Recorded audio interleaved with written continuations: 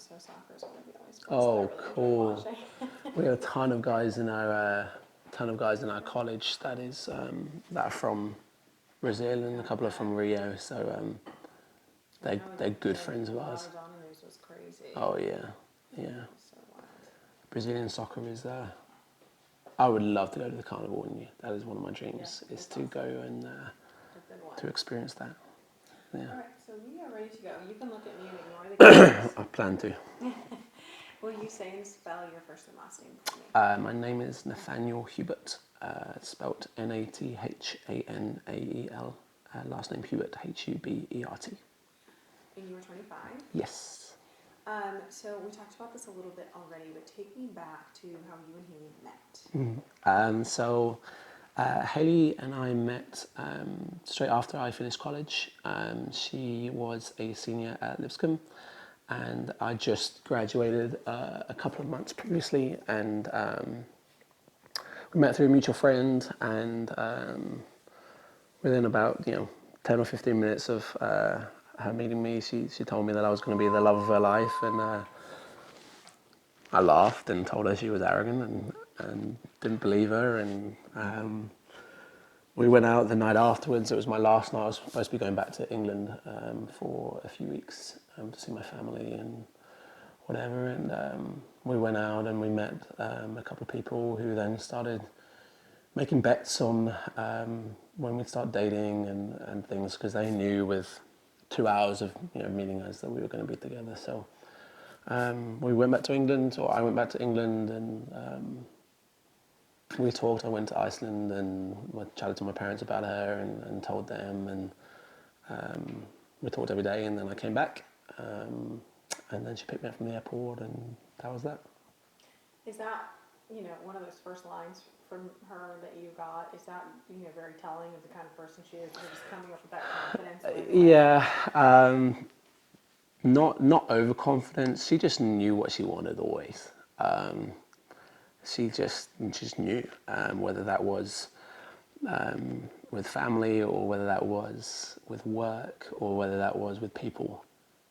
She just knew. She had a great sense of who she was and what she wanted to become. And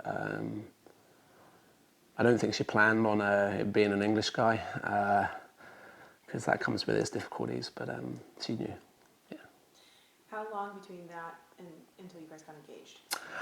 So we dated for just over 2 years. So we started dating September the 2nd. Must have been 2017 we started dating. Yeah, that's right. And we got married in September of 2019, so a couple of years. Yeah. So that was a little more than a year ago now. Yeah. Some people would say that you guys are very young. You got engaged young, you got married young. As society would maybe see it. Yeah. I guess what do you say to that? It seems like it's one of those things when you know. Yeah, That's right. yeah, and I hate that phrase, because I would roll my eyes whenever anyone said that phrase, and I didn't believe it at first. And I told Haley when I met her that I didn't believe her, that she was going to be the love of her life, and I just, at that point in my life, I just didn't really believe in it anymore, and I knew that I was done with the dating scene, and I had no desire to do anything, and I was perfectly content with being myself. And I'm a very independent guy, and or was a very independent guy, and it changed everything within the first 10 or 15 minutes of seeing her. I just all of a sudden realized who I wanted to be, and suddenly realized that I knew the characteristics I was looking for. And when I was coming over to America in 2013, my dad told me to write a list of 10 things to look for in a wife, and ironically, I had a couple of girlfriends in college who didn't check all 10, but I still dated them anyway. But I refused to look at it for Haley when I was in England for the first 3 weeks, because I just knew that every everything I'd ever wanted.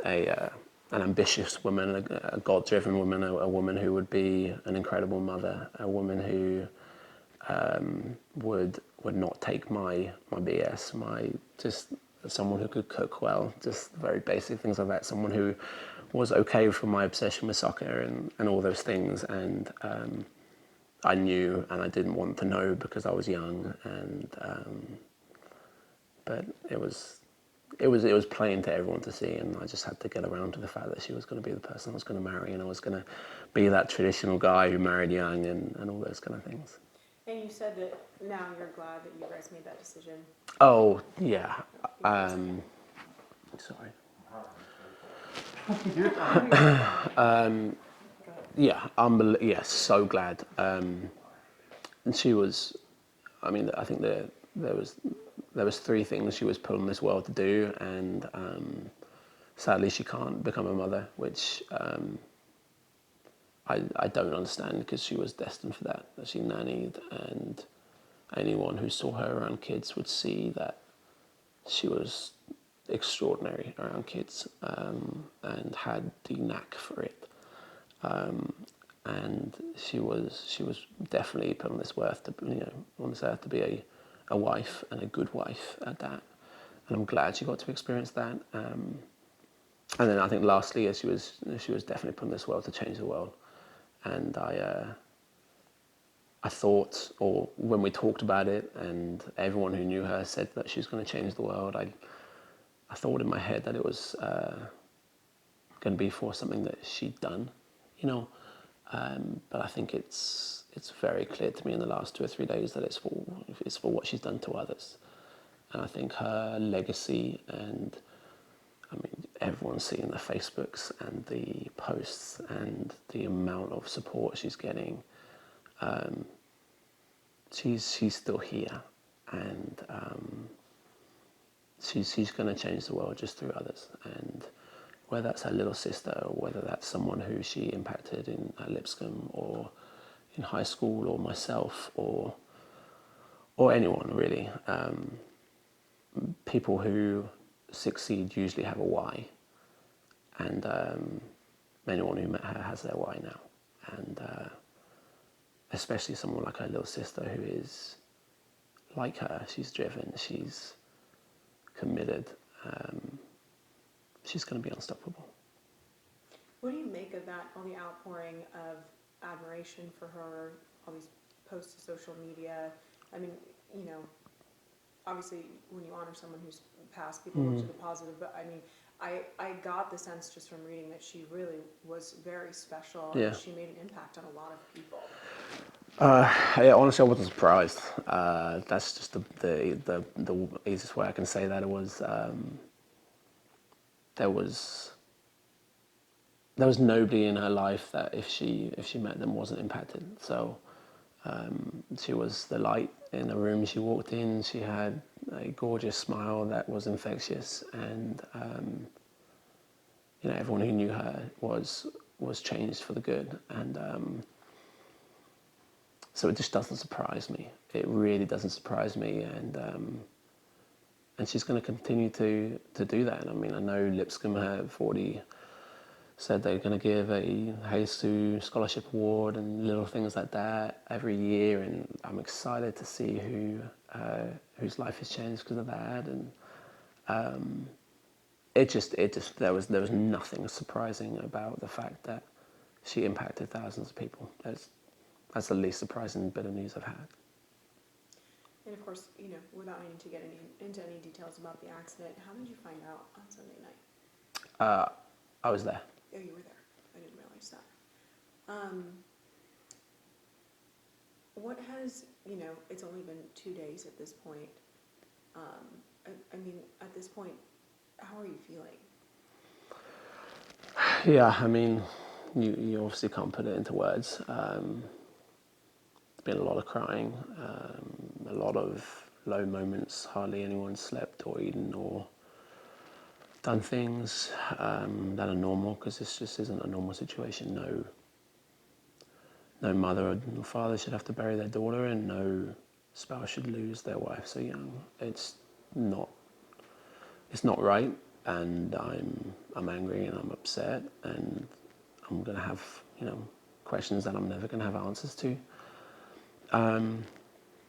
But there have been so many signs that she's with us and she's here, and I think I was talking to me personally anyway, I've needed that. I've needed visuals and images and things that are not coincidence to keep me going. And I think knowing that she's here and she's present, and knowing who she was, it's obviously always going to be a time of grief and a time of mourning, and there's no words that can describe what I saw and everything else. But at the end of the day, that is not the legacy that she's going to leave. The legacy she's going to leave is all the positive things and all of that. And as much as I'm broken, she would tell me to buckle up and keep on going. That's just who she was. So I've learned so much from her, all the things that she was, to sit down and cry and not turn this into something that she would want it to be. Yeah, and that's sort of what I was going to ask you. Despite everything that you've been through, which I can't begin to imagine, you were talking to me with a smile and with so much strength. Where does that strength come from? I think it comes from three different areas. One is I have humans in my life that are phenomenal. We've had people, obviously I grew up in England, and my mum and dad I grew up in a good home, in a supportive home, and with good people. And I've come to America, and obviously I now have another family, and the friends I have I'm selective about, but they are good people. And having an inner circle that has your back in whatever you do is massive.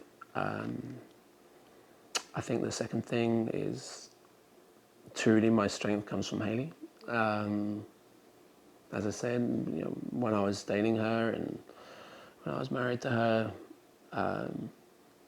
she would never let me quit in whatever I did. She didn't take no for an answer if I was trying to give up on anything. And she's in heaven right now, and she's making damn sure that I'm not quitting. And I think the last thing is from the Lord. In every situation in my life that I've had negative things happen, He's been there. And again, as I said, I needed signs. I needed to know that He hadn't left me, and hadn't just had this happen to me and falling away into the background. And the amount of peace and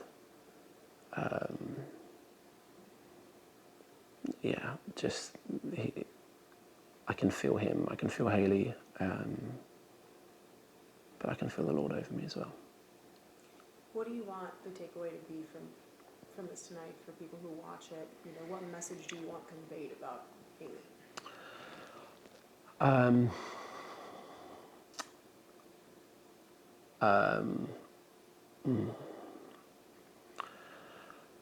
I think I want just everyone, so I mean, just like I was coaching tonight and told the guys that I'm coaching, she would not want this event to derail anyone. Quite the opposite. And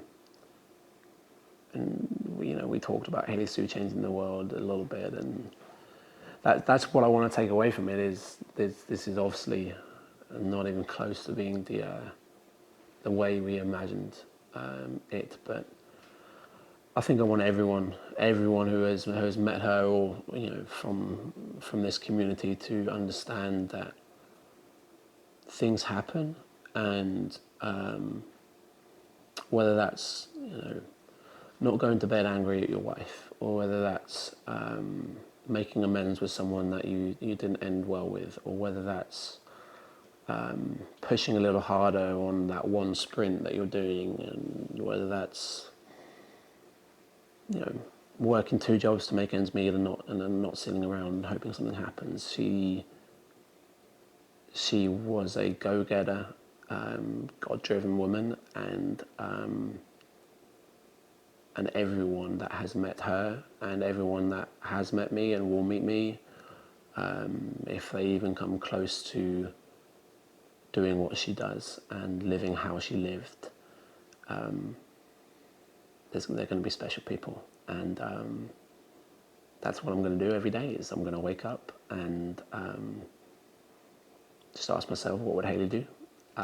That's going to be my new life motto. Whenever I have a situation in my life, just ask myself what she would have done, or what she would have thought, or what she would have said. Because there is no one in this world that I truly believe that loved so fearlessly and ferociously than Haley Sue. Do you have anything, Jay? No. Anything you want to add that I didn't ask you?